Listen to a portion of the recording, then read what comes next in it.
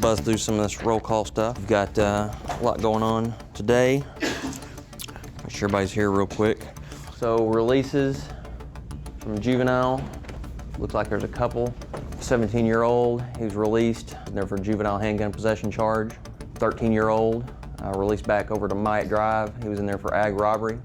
16-year-old female, picked up last night, looked like on a vehicle theft. So the Juvenile Crime Task Force was formed in February 2018 in response to Nashville youth who were going out and committing violent crimes. Making sure my gear is all straight. Taking cars through violence, using cars to commit violence. I got my spike strips, put them in the back. Youth were no longer in just one or two communities committing crime. They have become mobile, and literally there was no boundary to the violence.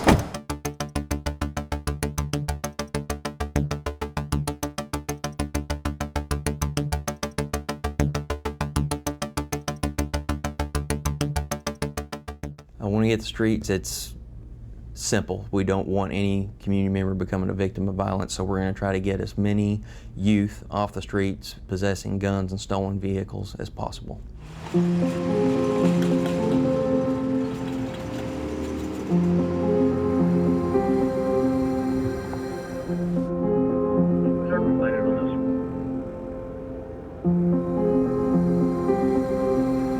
We're called the Juvenile Crimes Task Force, and we understand that, but we're police officers.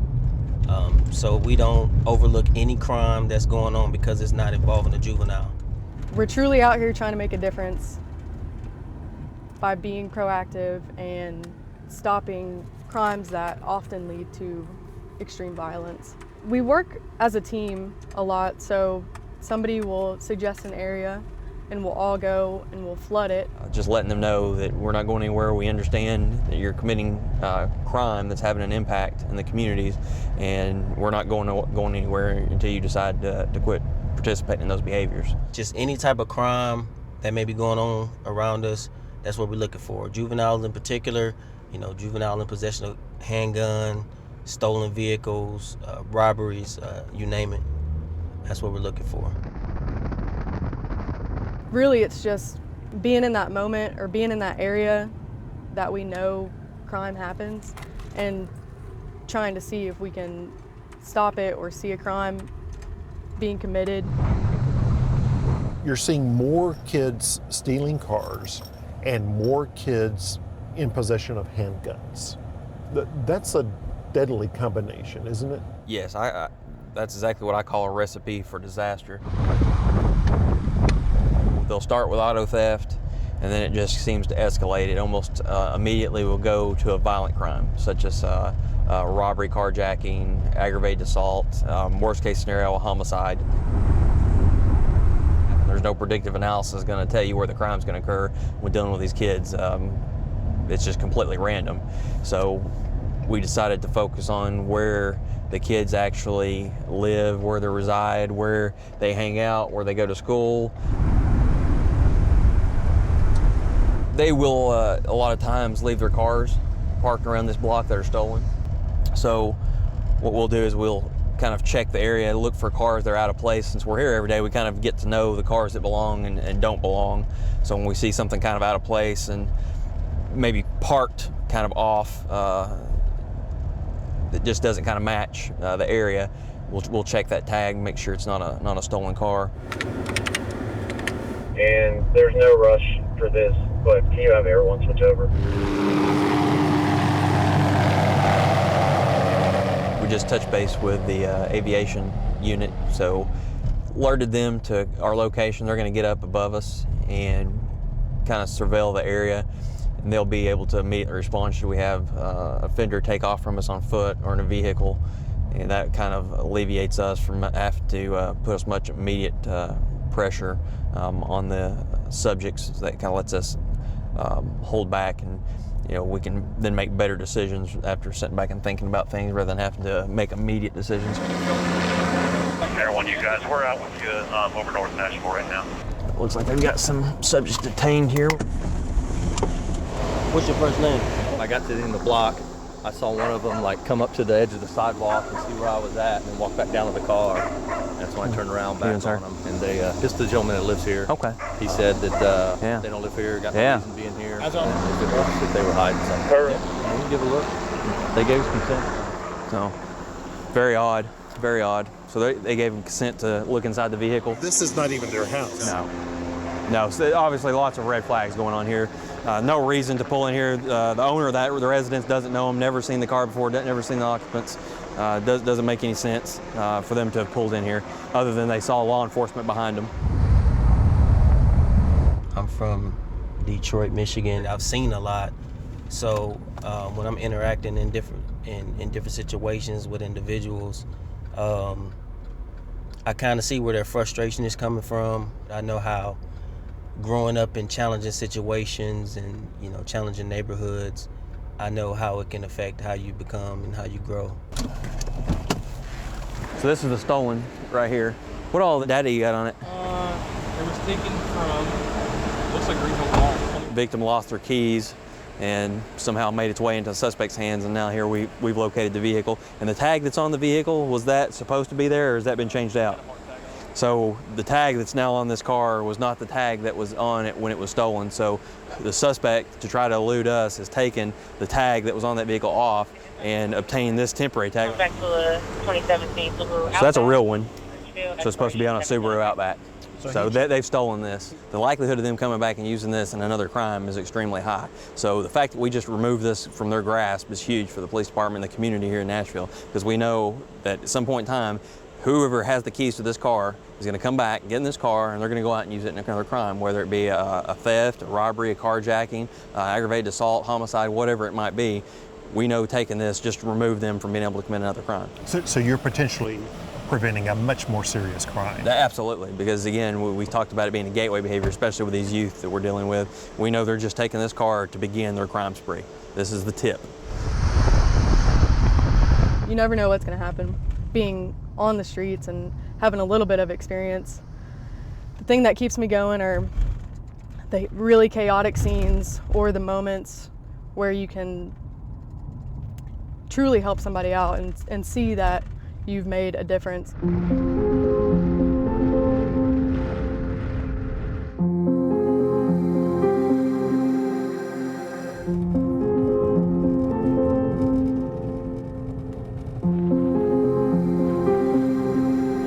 So we're going over what we call the 20th district of North Precinct. It runs off of Trinity Lane. It's kind of in the area of Trinity Lane and I-65. We have a couple of officers here at the entrance which will monitor the radio traffic, while we have several officers go throughout the complex looking for any kind of suspicious activity or suspicious vehicles or known vehicles that are on our hot sheets. And those officers will go ahead and try to make contact, but should they try to flee, we'll have officers here at the entrance who will be able to deploy some of our stop sticks and hopefully interdict that. Okay. Has that worked before? Yes, it's very, very effective. Silver Honda Accord, high rate of speed, trying to catch up to it here. Staying on Trinity here. It's going pretty good. I don't think it knows up back here. They have wrecked in front of the liquor store. Yeah, they wrecked out over here in front of 515 truck. Start with the cars, got to roll over. Is it clear, Brandon? They're gone. I don't know where they're at. Cars abandoned here. Get everyone. Complex, 355-15 truck. So, officer was trying to stop a car and seemed like it didn't want to stop. Seemed like he never got even close to it, but as he proceeded towards the direction that the car was at, he rolled up on a crash, so it looked like it had crashed out, so it was probably trying to evade him. Y'all get up here. There's some mess up here. Some of y'all go in the complex. Some of y'all close the street down. Black hoodie, what the driver was wearing. Younger male, black hoodie. Same male black, about 6'1", black hoodie. That's all he has. So this is victim vehicle? Yeah, there's a bad guy vehicle over there. So we were not pursuing, correct? We weren't even in sight, correct? No.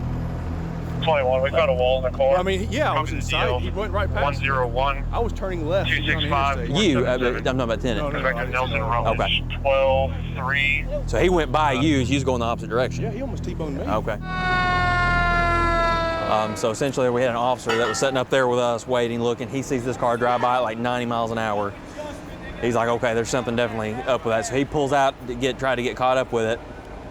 Doesn't get anywhere near it. We have a sergeant that's up here at this intersection. It goes by him as he goes by the opposite direction.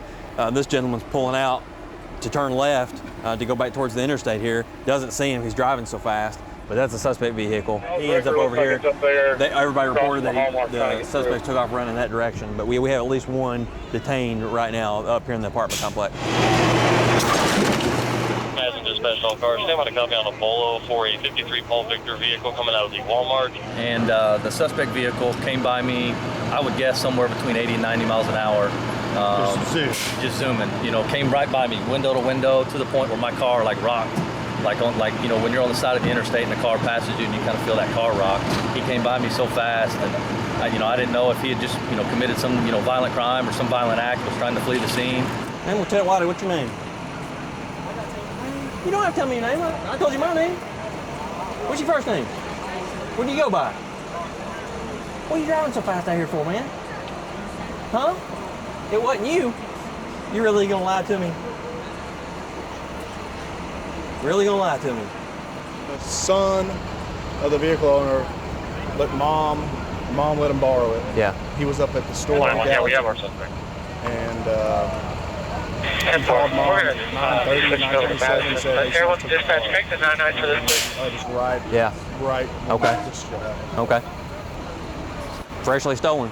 This floor is going to be 594. Just had been stolen. Yeah, I was just trying to, you know, catch up to him to see what the deal was. And you're part of the task force. Yeah, I've been with the task force a little over a year now. I mean, this is what happens when people steal cars. Absolutely. And this car, the suspect car, had just got stolen. It's not even reported stolen yet.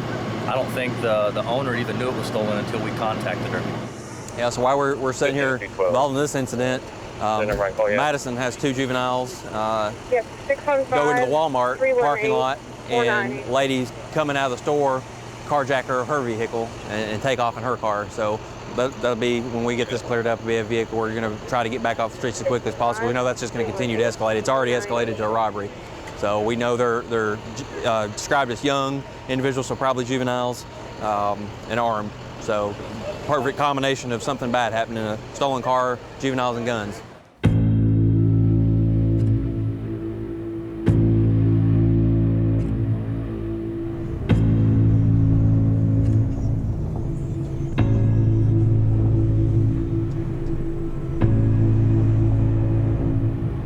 So what we have is a group of officers that are going to get out of their patrol vehicles and actually get out on foot in the neighborhood.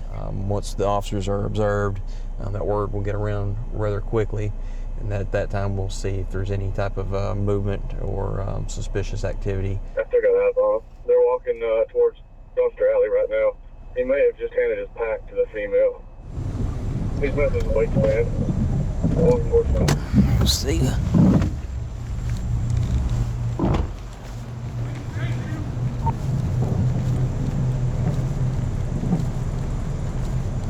Grab those two.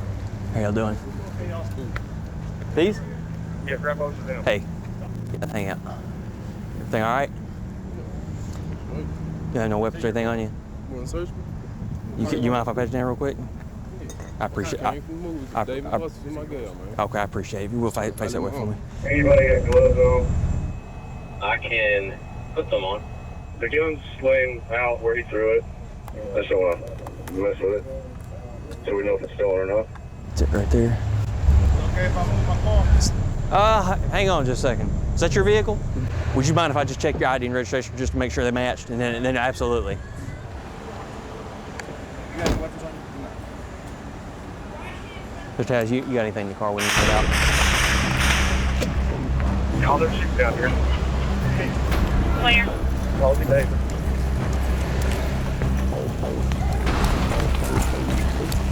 Can we use Charles D. McVeigh?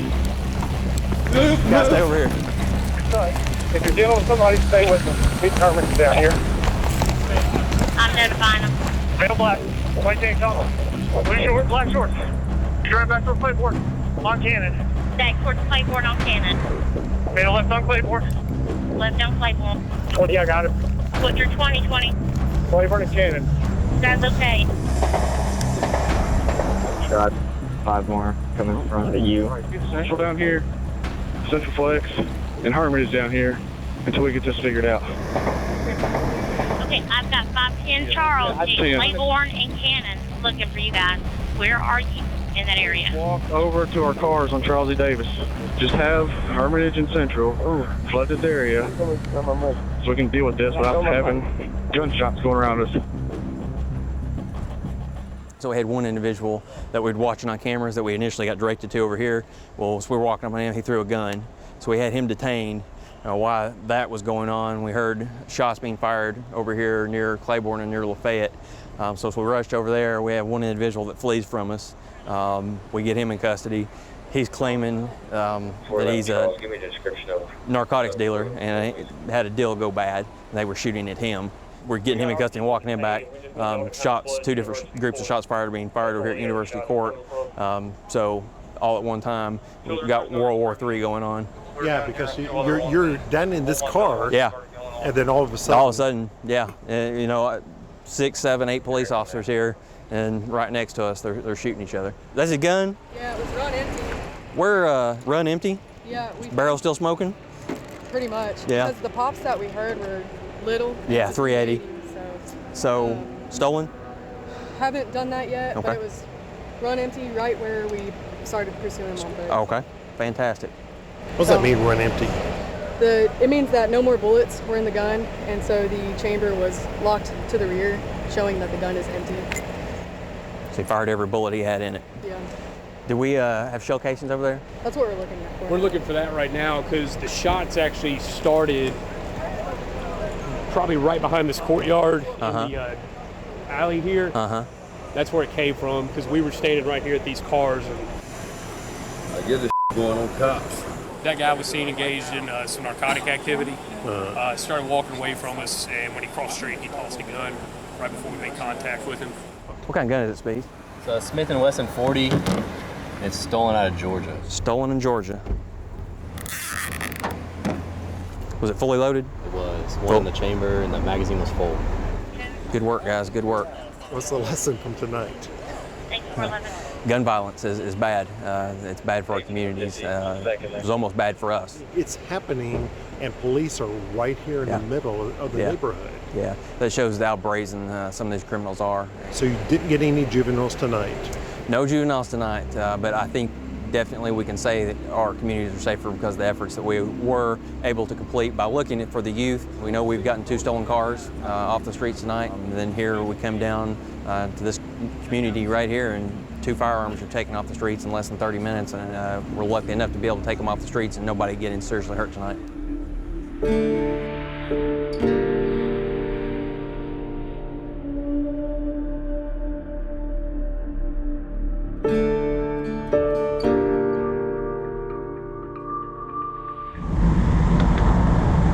Unfortunately, it's Friday rush hour. It kind of makes things difficult and complicates our response time to getting more officers into an area to where we can hopefully mitigate a pursuit or a chase. So we really look at all avenues of escape and all tactics when we're going into an area, so we can absolutely, as a last resort, have to actually pursue a car.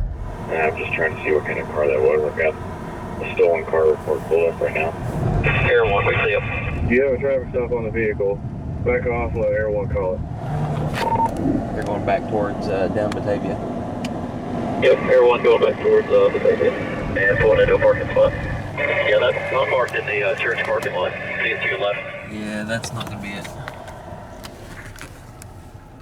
Yeah, there's one on the street and one on the driveway. It's not either of those 2. No, it's a newer model Impala. I think that's a Avenger that's in the driveway. They've lost the vehicle. The helicopter apparently picked up the wrong one, started following the wrong vehicle. I think that's one of our newer pilots, so they're learning. We'll give them a break today. The vehicle was used in a robbery taken at gunpoint. So this car was taken in a robbery. It was taken in a robbery. Yeah, taken in a robbery, so for carjacking. Yep. Been here about 3 days, you think? Yes, sir. Okay. I'm gonna see if it's unlocked. They really stripped it too. That's unusual. It's not something we've been seeing. At all. We think it was kids that did the carjacking. 3 male blacks and 2 female blacks, so probably kids. This was actually violently taken from someone.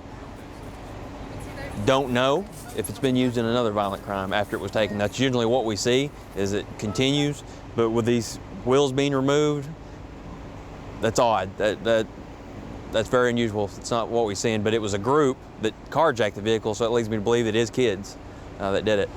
Not unusual for what our kids generally do. Not at all. So, see you later.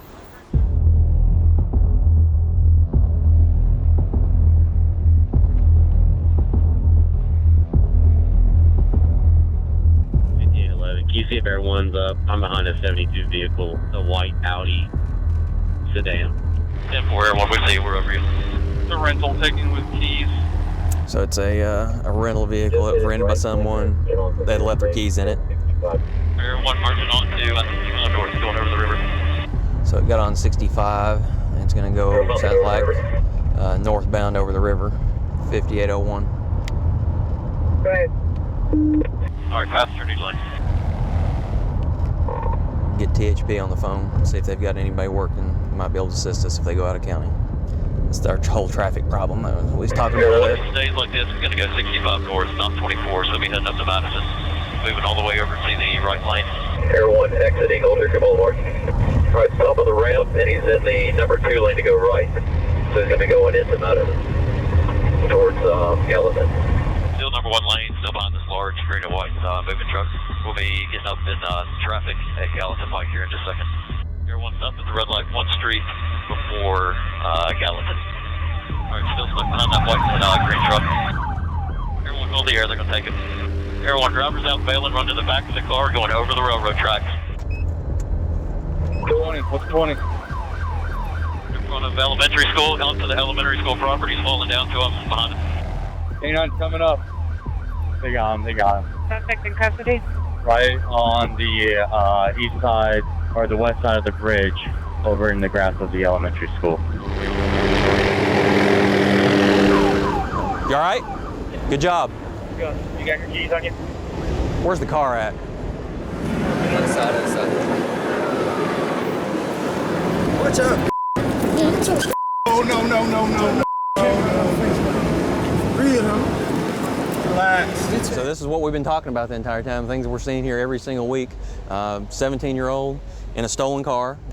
Again, a stolen car that was easily accessed because the owner or the driver operator left the keys accessible to him. A very nice vehicle, an Audi, very expensive vehicle. Now he's out cruising the streets of Nashville. Here, let me open that up. See if oh, here you go. That's a good one right there. Oh, it is a ski mask. Look at that. Just initial inspection of the car, you see a ski mask. We know what that's indicative of, so we know he's probably involved in robberies. To conceal his identity, we wear a mask, right? So we know it's not just auto theft. We talk about auto theft being that gateway behavior that leads to those other crimes. What's priors look like? Previous vehicle theft, evading, resisting, assault of officer, theft of vehicle, trespass resisting. So he's had 2 prior motor vehicle theft charges, resisting arrest charges, evading arrest charges, and here we go again. And more than likely what's going to happen is they're going to call a parent or guardian to come and take custody of him, remove him from detention. He's going to be right back in our communities so he can steal another car and continue to commit crimes. And that's where we're having our problems of our repeat offenders.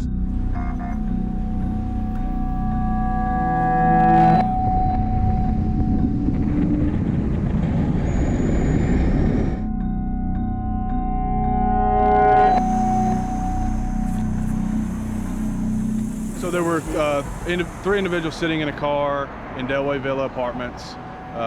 They were backed in, the car was off. That's suspicious. Hey, back up. Why y'all taking me out the car for? Why y'all taking me out the car for? Because you gave me a name that doesn't work, bro. I didn't do nothing wrong. The backseat occupant said, I don't have my ID. He gave a name and date of birth to an officer. and then he gave the same name but a different date of birth to another officer. No, what am I getting arrested for? What am I getting arrested for? Hey, sir, what am I getting arrested for? Hey, listen, tell me what am I getting arrested for? What are you arrested? Don't touch me. Don't touch me, though. Don't touch me. Nobody's going to touch you. You have to be touching me. Y'all who's just like we is. The driver, under the influence of alcohol, there was a pistol under his seat. He was locked, loaded, ready to go. The front seat passenger has an out-of-county warrant in Tennessee. No. And the person who refused to give his identification has 3 local warrants here in Davidson County.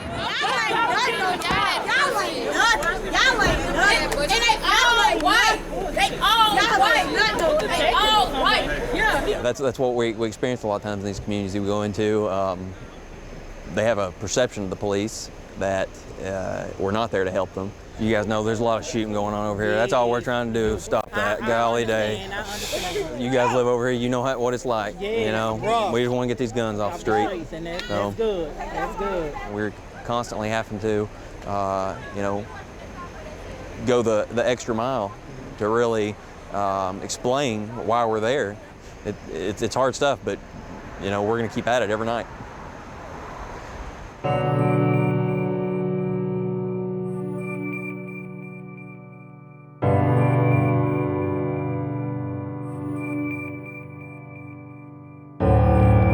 We're trying to make a difference. The numbers of how many vehicles have been recovered and how many weapons have been recovered and how many robbery rings have been apprehended. And put your hands behind your back. Quit resisting. Quit pulling against us. Quit pulling against us. There are several juveniles and adults that, after coming in contact with me or other officers, they change their ways. And if they get out later and do it again, then we'll have to arrest and lock them up again if need be. But what we're not going to do is sit down and just let the crime just run wild and take over our city. So Smith & Wesson 40, it's stolen out of Georgia. Stolen in Georgia. When you take the guns off the streets, they know when you take the stolen cars off the streets, when you go into the communities and you build those relationships where they call you when there's a problem, you know you've done something. That's something you can feel, you can see that you've made a difference.